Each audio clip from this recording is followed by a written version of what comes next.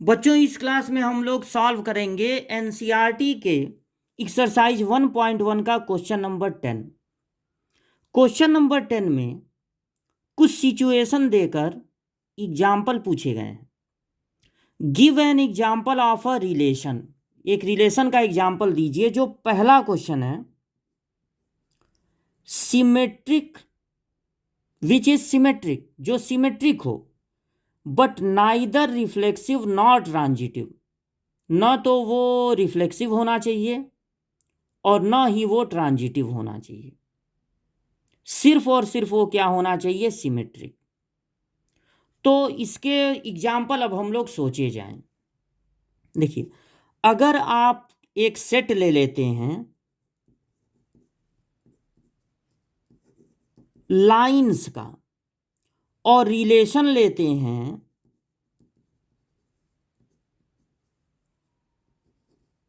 Is perpendicular, क्या लेते हैं, परपेंडिकुलर, तो ये ऐसा रिलेशन होगा जो सिर्फ सिमेट्रिक होगा लेकिन रिफ्लेक्सिव और ट्रांजिटिव नहीं होगा। देखिए क्यों नहीं होगा, इसको थोड़ा सा डिस्कस करते हैं।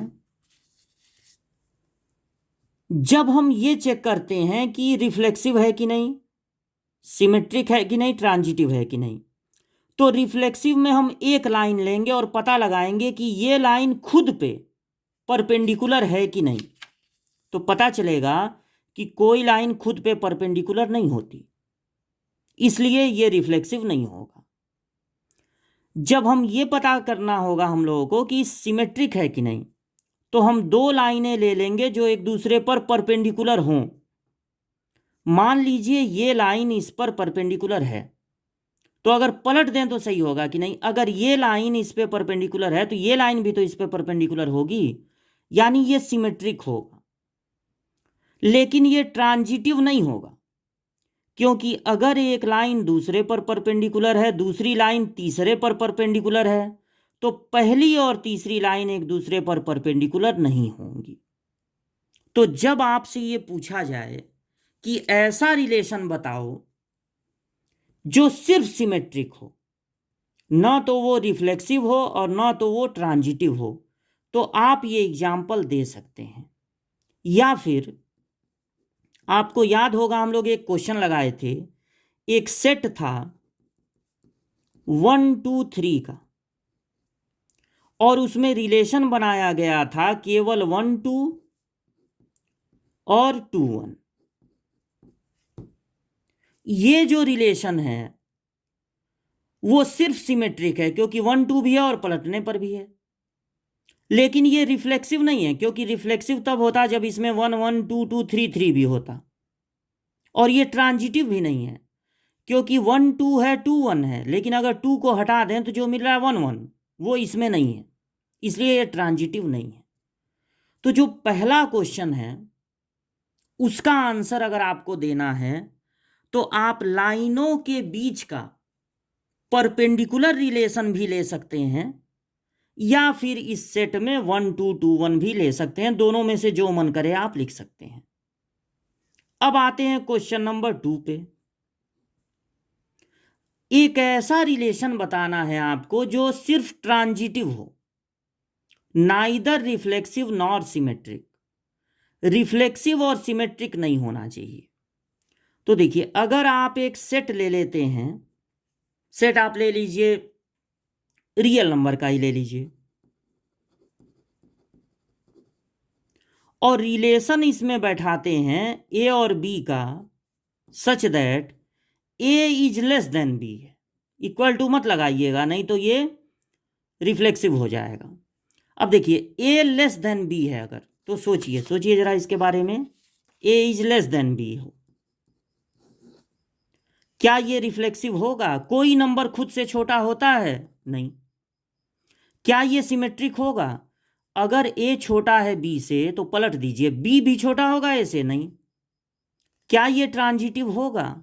हाँ बिल्कुल होगा, क्योंकि अगर एक नंबर छोटा है दूसरे नंबर से और दूसरा नंबर छोटा है तीसरे नंबर से, तो ये नंबर, ओ ये उल्टा हो गया, अगर कोई नंबर छोटा है दूसरे नंबर से और ये नंबर छोटा है इस नंबर से, तो ये नंबर भी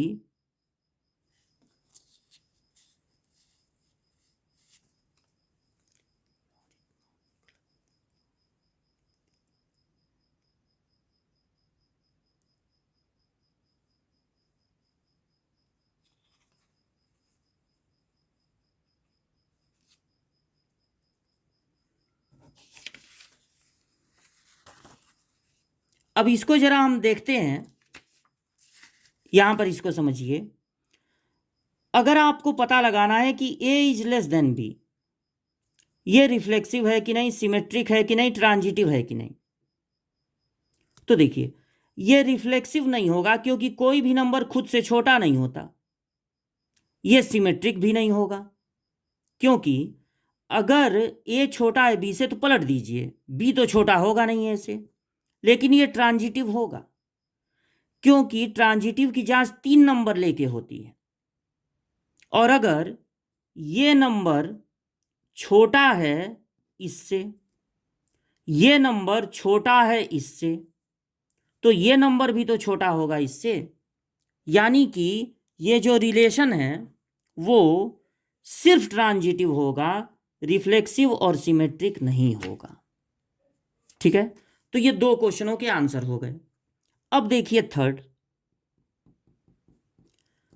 क्वेश्चन में एक ऐसा रिलेशन सेट करना है जो रिफ्लेक्सिव भी हो, सिमेट्रिक भी हो, बट नॉट ट्रांजिटिव। देखिए ये थोड़ा सा, ये जो थर्ड नंबर का क्वेश्चन है इस पे हम लोग लगा देते हैं स्टार मार्क, ये थोड़ा सा मुश्किल है। एक ऐसा रिलेशन पता लगाना जो रिफ्लेक्सिव है, सिमेट्रिक है, लेकिन ट्रांजिटिव नहीं है। तो इसको बढ़िया से प्रिपेयर करके आप जाइएगा। हम एक सेट ले लेते हैं 1 2 3 का, और एक रिलेशन बना रहे हैं जो कि रिफ्लेक्सिव होना चाहिए, तो उसमें 1 1 2 2 3 3 ये तीनों तो जरूर रहेगा, तभी वो रिफ्लेक्सिव होगा। और सिमेट्रिक, ये सिमेट्रिक भी है, लेकिन दिक्कत ये है कि ये ट्रांजिटिव भी हो जाएगा। अब हमको ऐसा कुछ करना है कि ट्रांजिटिव ना हो, तो थोड़ा और एलिमेंट बढ़ाइए। अगर आप इसमें 1 2 ले लेते हैं 1 2, तो इसमें 2 1 भी लेना पड़ेगा क्योंकि सिमेट्रिक करना है ना, रिफ्लेक्सिव एंड सिमेट्रिक, तो 2 1 भी लेना पड़ेगा। अच्छा एक 2 3 ले लीजिए, तो भाई 3 2 भी करना पड़ेगा, 3 2 भी लिखना पड़ेगा क्योंकि इसको क्या बनाना है, सिमेट्रिक। अच्छा लेकिन ट्रांजिटिव नहीं होना चाहिए, बस यहीं पे रोक दीजिए।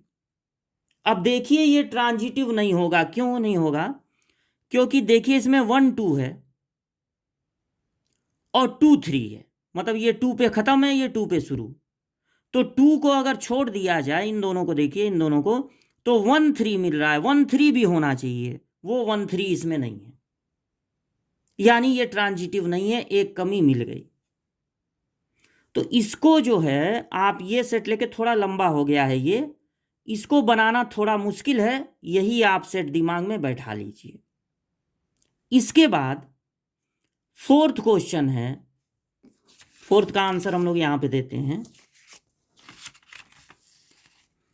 फोर्थ क्वेश्चन है, एक ऐसा रिलेशन चाहिए जो रिफ्लेक्सिव हो, ट्रांजिटिव हो, बट नॉट सिमेट्रिक। तो ये जो आप देखे थे ना, ये वाला सिमेट्रिक है, लेकिन ये रिफ्लेक्सिव, ये ट्रांजिटिव नहीं आया था। अब इसी में 1 1 जोड़ दीजिए, रुकिए अभी देखिए आपको समझाते हैं। यहां पे अगर आप एक सेट ले लें, यहां पर सेट लिख सकते हैं 1 2 3, और आप क्या कीजिए, इसमें एक रिलेशन बनाइए 1 2 2 1, सिमेट्रिक हो जाएगा। उसके बाद आप 1 1 भी लिख दीजिए, उसके बाद आप 1 1 भी लिख दीजिए। तो देखिए ये 2 पे खत्म, ये 2 पे शुरू, इनको छोड़ने पर मिलेगा 1 1, वो भी इसमें है, यानी अब ये ट्रांजिटिव हो जाएगा। और